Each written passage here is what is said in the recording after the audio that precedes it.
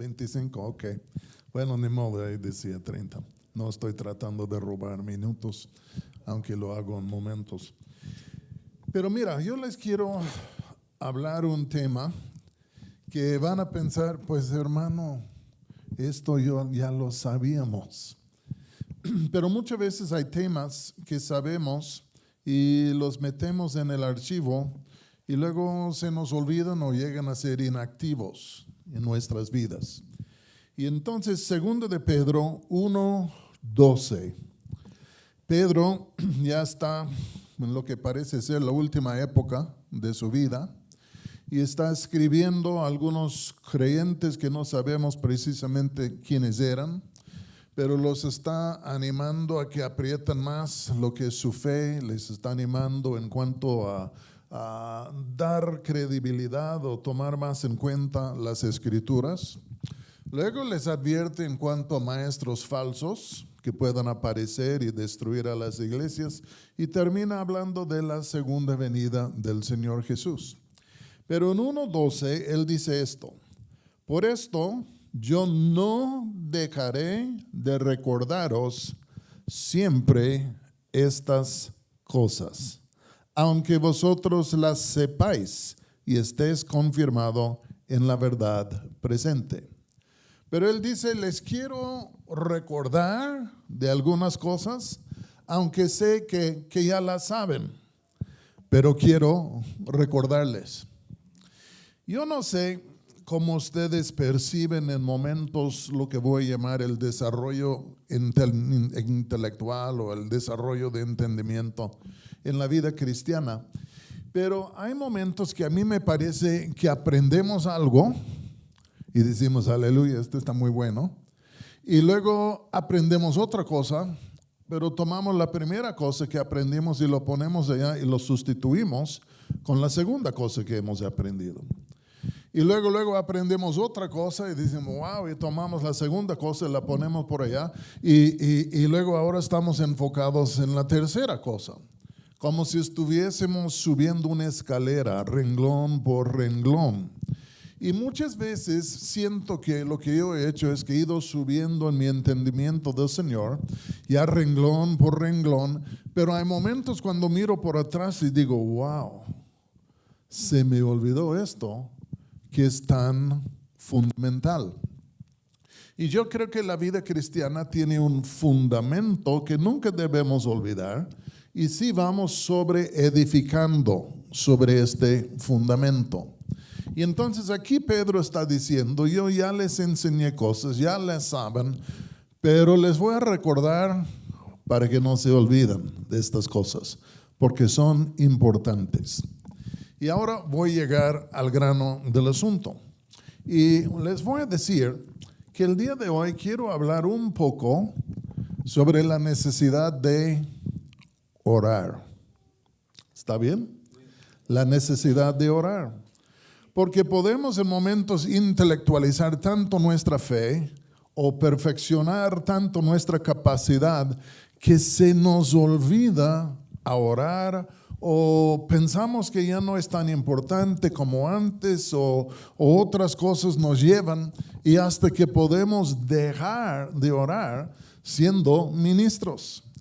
Yo tengo 50 años de ser cristiano en este año. Yo sé que el hermano Juan me gana por algunos años en este asunto, pero no creo que hayamos podido llegar a donde estamos el día de hoy por habernos olvidado de orar.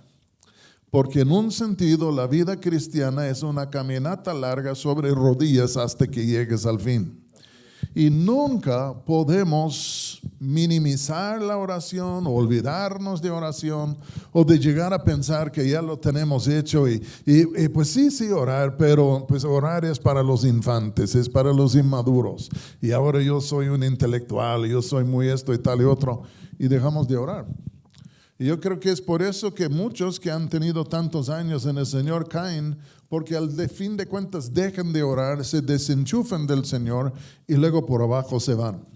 Entonces hoy les quiero recordar de algo que saben. Y yo digo, Señor, por favor, sigue recordándome de estas cosas hasta el día que tú vengas o yo me vaya, porque yo no puedo sobrevivir, no puedo avanzar, no puedo prosperar en la vida cristiana si no oro. Y uno dice, hermano, somos pastores y somos líderes y tantas cosas. Claro que sí, pero muchas veces el líder sustituye la actividad cristiana por la búsqueda de Dios. Pensamos, si yo estoy predicando, si yo estoy hablando, si yo estoy haciendo esto basta, en esta manera estoy en comunión con Dios, y dejamos de buscar a Dios, dejamos de orar. Y es muy peligroso. Entonces les voy a invitar a que abran sus Biblias ya en sí a Éxodo capítulo 17. Y vuelvo a decir, son cosas que todos conocemos. Pero en Éxodo encontramos el inicio del libro, muere José, los israelitas están en Egipto en esclavitud. Dios pues manda un libertador. Nace Moisés, luego Moisés pues tiene que salir de Egipto, pasa 40 años en el desierto y tiene un encuentro con Dios y Dios ahora levanta el libertador y lo vuelve a enviar a Egipto. Llega a Egipto y pues la verdad es, aunque los israelitas le recibieron bien por un momento, Faraón no le dio la bienvenida. Pero Dios sabía que esto iba a pasar. Cayeron 10 plagas sobre el pueblo de Egipto, incluyendo la muerte del primogénito. Y con eso Faraón los echó de Egipto. No escaparon en la noche. Él los corrió de Egipto. Cruzan el Mar Rojo y al fin de cuentas se encuentran en el desierto. Primer lugar en donde buscaban aguas, creo que era Mara, llegan ahí, las aguas son amargas, echan un árbol a las aguas y se curan las aguas. Todo bien. Pero luego llegamos al hecho que se les acabó la comida. Y en el capítulo 16 de lo que es en sí el libro de Éxodo, encontramos el episodio en donde no tenían comida y entonces Dios les dio maná desde el cielo. Después de esto, capítulo 17, llegaron a un lugar que se llamaba Refidim y cuando llegaron allá, no había agua. Y entonces es allí en donde Dios hizo algo espectacular con Moisés. No había agua. Entonces le dice, toma tu vara y pega a la peña de Horeb. Golpea a la peña, se van a acordar de esto. No había agua, Dios le dice, hiere a la peña de Horeb. Y cuando él hirió, cuando él golpeó a lo que era la peña, de pronto comenzó a salir un río de la peña de Horeb, que al fin de cuentas dio abasto para todo el pueblo de Israel. En el desierto, en donde no había agua, en donde necesitaban agua. Y ellos salieron habiendo sido liberados y luego Dios les da maná y Dios les da agua. Tú y yo hemos sido liberados de Egipto, no por Moisés, sino por Cristo. Ahora estamos en un desierto espiritual yendo a la tierra prometida, pero es un viaje duro. Y en el desierto en lo cual estamos, necesitamos siempre sostener nuestro alma con el maná, la palabra de Dios del cielo, y también con el agua, que yo creo que sí es el Espíritu Santo, pero en este momento para mí simboliza lo que es la oración. La palabra y el Espíritu, la palabra y la oración son los fundamentos y las fuentes de vida en la vida cristiana. El que abandona la palabra, el que abandona la oración se debilita y luego hay problemas. Pero aquí en el capítulo 17, el versículo 8, quiero leerles algo. Es el pasaje que yo quiero ver el día de hoy. 17:8 dice lo siguiente. Entonces vino Amalek y peleó contra Israel en Refidim. Refidim es en donde Moisés hirió a la peña y sale el agua. Dice, vino Amalek, que era un pueblo, no una persona, sino un pueblo. Y dice, entonces vino Amalek y peleó contra Israel en Refidim. Y dijo Moisés a Josué, todos ustedes han leído este texto 100 veces, por lo menos. Y yo en 50 años, no sé, a lo mejor predicado de esto 100 veces, no sé. Pero estoy recordando. Y entonces dice aquí, ¿y no es cierto que los ancianos son un poco más olvidadizos que los jóvenes? Pero ahí les sigo. Dice, entonces vino Amalek y peleó contra Israel en Refidim. Y dijo Moisés a Josué, escoge unos varones y sal a pelear contra Amalek. Mañana yo estaré sobre la cumbre del collado y la vara de Dios en mi mano. E hizo Josué como le dijo. Moisés peleando contra Amalek, y Moisés y Aarón y Hur subieron a la cumbre del collado. Y sucedía que cuando alzaba Moisés su mano, ustedes ya saben la historia, Israel prevalecía. Mas cuando él bajaba su mano, prevalecía Amalek. Y las manos de Moisés se cansaban por lo que tomaron una piedra y la pusieron debajo de él y se sentó sobre ella. Y Aarón y Hur sostenían sus manos, el uno de un lado y el otro de otro. Así hubo en sus manos firmeza hasta que se puso el sol. Y Josué deshizo a Amalek a su pueblo y a su pueblo a filo de espada. Ahí lo voy a dejar. Dice que ahí estaban ellos en Refidim. Él había herido la peña de Horeb y había salido agua. Y luego el versículo 8, después de esto dice, entonces vino Amalek y peleó contra Israel en Refidim. ¿Por qué? ¿Por qué vino Amalek a pelear o a batallar con ellos? Y yo creo que este es como lo veo el día de hoy, porque en 50 años uno cambia en momentos ideas que tiene en cuanto a ciertos textos. Pero ahora lo que creo es esto. Fíjense bien. El que tiene agua es el rey del desierto. En otras palabras, si alguien tiene un pozo, una noria, lo que sea, pues él es el hombre más importante en el desierto y los demás tienen que venir a él y pedirle agua. El que tiene el agua reina. Y lo que creo que pasó aquí es esto. Amalek era un pueblo desértico. Ellos en sí andaban arriba por abajo en el desierto. Y yo creo que ellos siempre estaban observando a los israelitas. ¿Quiénes son estos que vienen pasando por acá? Puede ser que alguno de ellos de lejos inclusive vio a Moisés herir a la peña.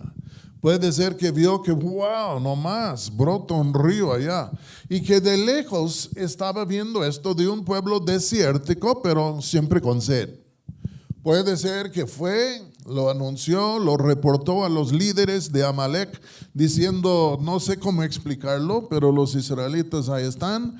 Y el líder hirió a una peña con una vara y ¡pum! Salió un río. Y todos dijeron, pues no sabíamos que había río allá. Y claro que no, porque es algo que Dios hizo. Pero ellos se fueron a pelear con Israel. ¿Para qué? Para tomar posesión del río, del pozo. Porque ellos también vivían en el desierto, necesitaban agua. Y yo creo que ellos se fueron allá no tanto para impedir lo que sería el progreso o el avance de los israelitas. Yo creo que ellos se fueron allá porque ellos querían el pozo.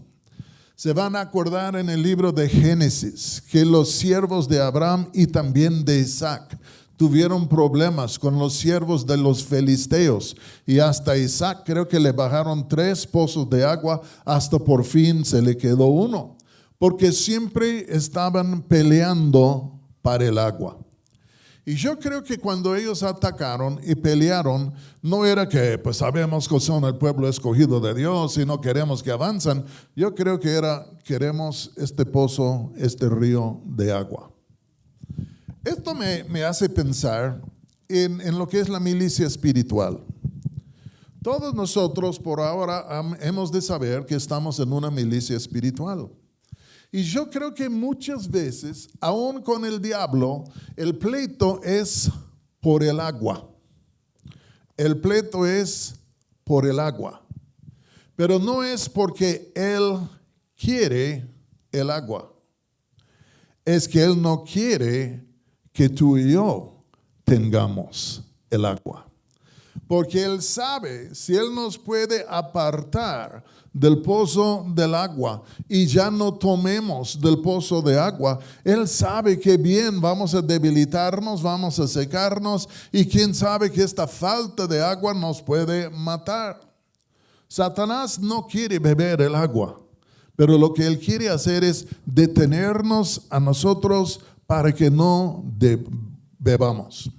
Y vamos a pensar, si este río, si este agua, en alguna manera simbolizare la oración, les voy a hacer una pregunta. ¿Cuántos de ustedes saben que el diablo milita en contra de tu vida de oración? Es tan obvio, estás orando y ya las cosas se calientan y luego te llaman del galloso queriendo venderte una tumba ya para quién sabe quién. O del banco, ya te queremos dar un crédito. ¿Y qué pasa? Es que Satanás constantemente milita en contra de nuestra vida de oración. No es que él quiere el agua, él no quiere el agua, pero él no quiere que tú y yo tengamos el agua porque él sabe lo que lo sabe, el agua es vida. ¿Sí o no? Y entonces tú y yo tenemos que entender esto y creo que lo entendemos en momentos. Pero si estamos en una batalla y el enemigo no quiere que tomemos del agua, de la oración, pues esto me dice que yo tengo que esforzarme más. Esto me dice que yo tengo que ser más disciplinado. Porque si yo dejo que la flojera de mi carne me lleva quién sabe por dónde, o la preocupación con muchísimas cosas que pueden venir, que apaguen mi tiempo con Dios, pues al fin de cuentas van a haber repercusiones en mi hombre interior. Porque si no tomo del agua de la oración, el hombre interior pierde su disciplina, pierde su fortaleza y al fin de cuentas comenzamos a menguar en fuerzas y hasta derrumbarnos delante de Dios y no podemos hacer esto. Le voy a hacer una pregunta. ¿Cuántos de ustedes se han fijado que su vida cristiana es más fuerte cuando están en oración y está sumamente débil cuando no están en la oración? Es una ley general. Y entonces, en el primer punto aquí, lo que tengo es, la batalla no era porque el diablo quería el agua. La batalla es porque él no quiere que tú y yo tenemos. Él está en una campaña para destruir nuestra vida de oración. Por eso nos amarga, entiendan. Hay tantas cosas que pasan y constantemente tenemos que estar limpiando y atendiendo en lo que es el pozo de agua de oración en nuestro ser, porque lo necesitamos y cuanto más ahora. Y uno dice, hermano, somos pastores, ya lo sabemos. Muy bien. Pero la pregunta es si lo practicamos, porque esta es la diferencia. No podemos descuidar a la oración, porque en la oración está la vida, es lo que nos mantiene en pie. Y es lo que yo les dije, yo tengo 50 años en el Evangelio, el hermano Juan más. Yo les garantizo esto, si el hermano Juan o si yo hubiéramos abandonado, descuidado la oración hace años, no estaríamos aquí el día de hoy. Porque la corriente de este mundo nos habría llevado quién sabe a dónde. Pero es en su presencia que encontramos gracia. La segunda cosa es esto. Yo me imagino que estaban los israelitas ahí, pues no sé, echando cubetas, quién sabe, al río y todos muy felices. Y de pronto, ¿y estos quiénes son? Y luego se acercan estos otros y de pronto están en una pelea. Están en una batalla por el pozo, por el agua. Les voy a decir, y este está muy relacionado al primer punto, pero orar, leer las escrituras es una batalla que requiere que tú y yo peleemos con todo nuestro ser y fuerza para mantener estas cosas en nuestra vida. Y si lo hacemos con éxito, estas mismas cosas nos fortalecen. Es decir, si oro, si yo leo las Escrituras, yo digo, no voy a dejar que este amigo me remueva de estas cosas, yo voy a seguir en estas cosas. En verdad, muchas veces lo que voy a llamar la recompensa de la oración o de las Escrituras es que viene fortaleza a nuestro ser. Viene la fortaleza y nos hace fortalecernos. Pero es una batalla. Y otra vez es de recordar que la vida cristiana es una milicia espiritual. Voy a usar esta palabra porque todos la entiendan. La vida cristiana es una milicia espiritual que empieza, voy a decir, aún antes de convertirnos, porque cuando el diablo ve que Dios se nos está acercando para llamarnos al reino, él trata de intervenir y desviarnos para que no entremos. Pero es una batalla y el día que tú y yo nos convertimos, órale, estamos en el reino, pero es una batalla porque Él quiere tumbarnos, quiere removernos de lo que es el reino de Dios y nunca va a haber tregua con el diablo. Por eso voy a decir, hay algo que veo que algunos se jubilan. Y yo, pues ok, está bien, se jubilaron. Pero conozco a algunos que se me hace que como pastores, cuando se jubilaron del pastorado, se jubilaron de Dios también. Y luego lo que pasa es, si tú te jubilas de Dios, y ya en sí, pues ya no le busco, ya no le necesito porque vamos a la playa. Muy bien y muy bonito. Pero Pablo dice, yo he peleado la buena batalla y la peleó desde, yo creo, antes de su conversión hasta el día que el Señor le llevó. Y tenemos que pelear para nuestra vida de oración. Es de hacer decisiones. ¿Cuántas veces, vuelvo a decir, dicen, pues ya me voy a orar? Viene la distracción, viene algo, una llamada, hasta yo tengo una gata, es increíble que cuando yo quiero orar, hasta que ella empieza a maullar queriendo cariño, yo digo, ¿qué ondas aquí? ¿Mi gata tiene un demonio o qué? Porque yo quiero orar y hasta que viene la gata para distraerme. Y luego digo, ay, pues pobrecita, pero luego me olvido de Dios. Y la gata reemplazó a Dios. El fútbol reemplazó a Dios. El chisme reemplazó a Dios. Y luego decimos, yo debiera haber orado. Pero estaba en esto.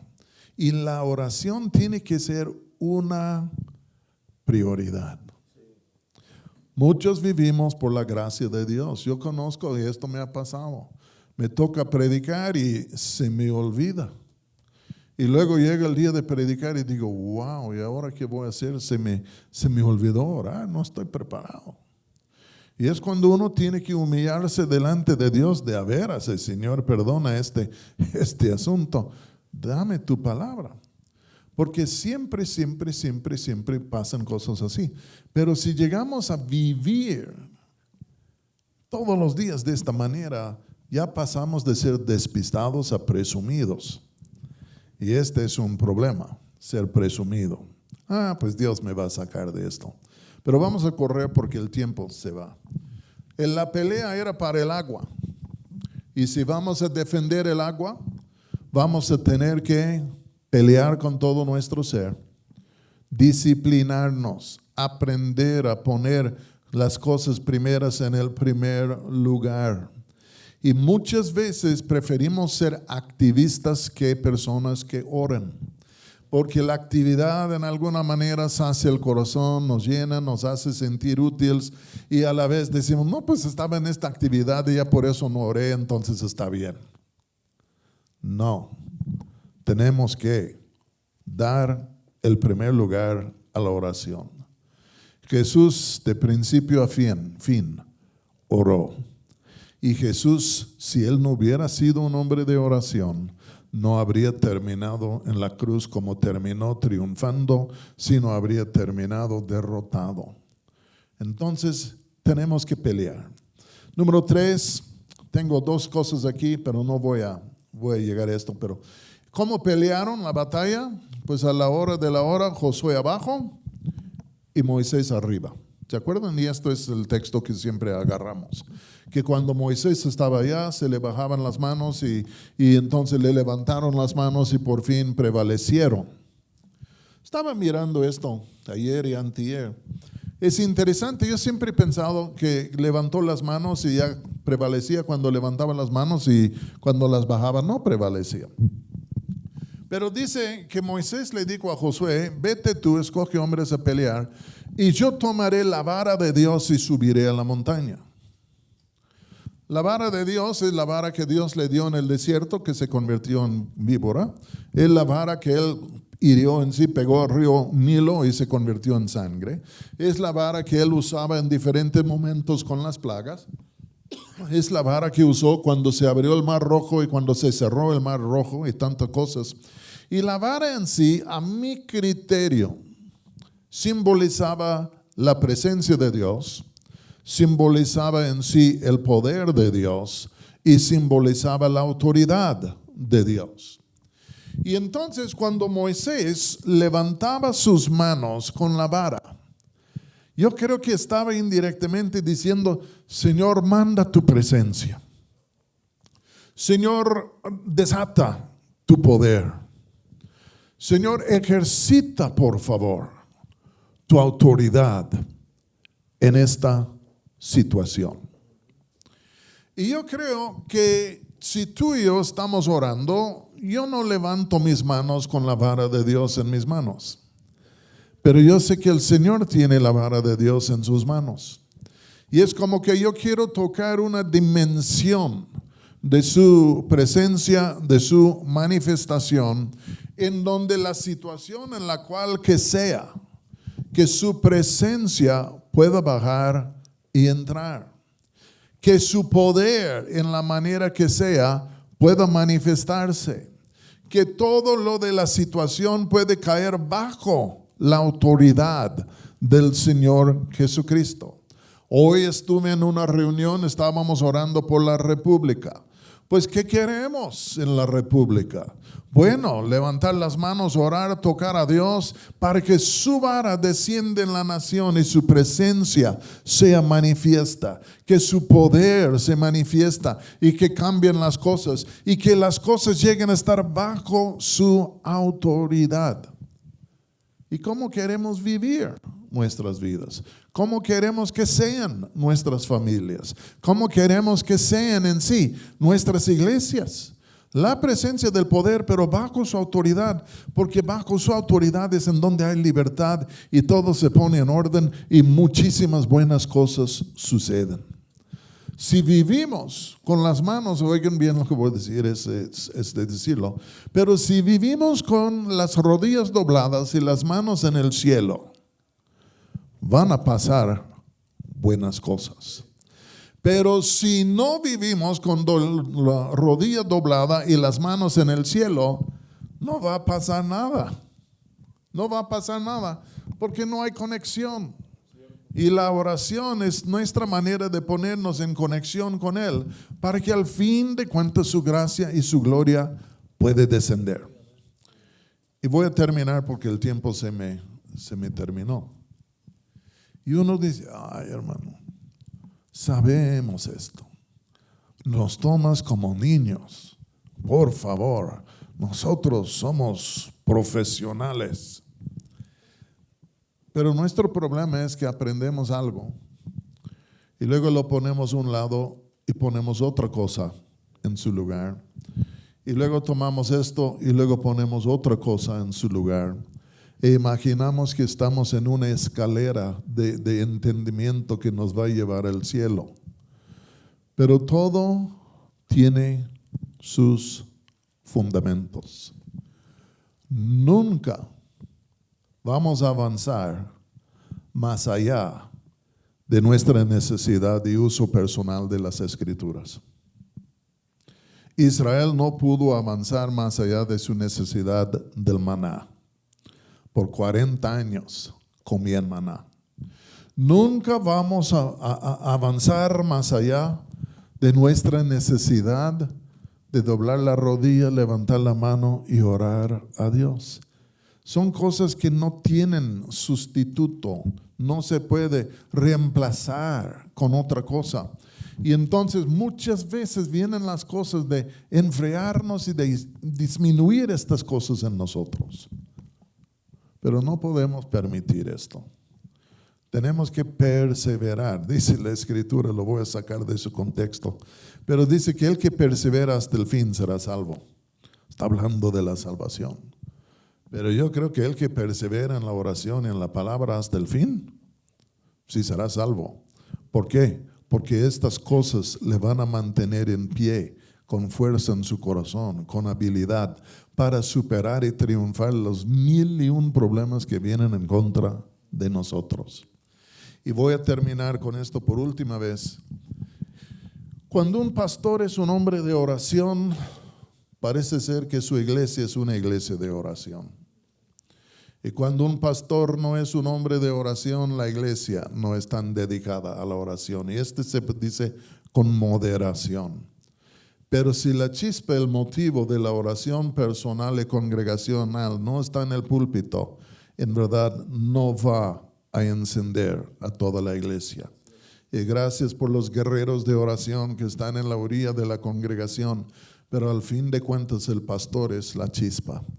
Y hay una cosa que decimos en la casa: lo que el pastor apoya, la iglesia apoya, porque pone todo su peso por allá, y las ovejas dicen: por ahí, el pastor ahí está. Y un pastor que descuida, que no promueve, que no tiene una vida de oración, no puede esperar que su iglesia va a tener una vida de oración, porque viene de él. Entonces, disculpan que les he vuelto a decir algo que ya sabían, pero los quería avivar, quisiera recordar, porque todos necesitamos recordarnos de estas cosas. Y cuánto más en estos días, cuando las cosas no se están haciendo más fácil, sino que se están haciendo más difícil, que al fin de cuentas nos llama a una profundidad de oración más de lo que antes era, porque los problemas nos deben hacer crecer, no menguar. Entonces vamos a orar. Padre, gracias por mis hermanos, hermanas que están presentes el día de hoy. Aquí presencialmente, los que están mirando por internet. Señor, que salga tu palabra, que vuela tu palabra. Señor, motívanos, inspíranos, desafíanos por la palabra de Dios. Y Señor, el enemigo viene a pelear con nosotros no porque él quiere el agua, es porque no quiere que tengamos. Pero Señor, podemos levantarnos y pelear con todo nuestro ser y podemos triunfar y conservar el pozo. Señor, ayúdanos a entender esto. Porque si levantamos las manos y doblamos las rodillas y levantamos la voz, Señor, nuestras manos tocarán, nuestros dedos tocarán tu vara de autoridad, de poder y de presencia, que bajará estas cosas a la situación en donde estamos. Y en el nombre de Jesús te lo pido. Amén. Que el Señor les bendiga.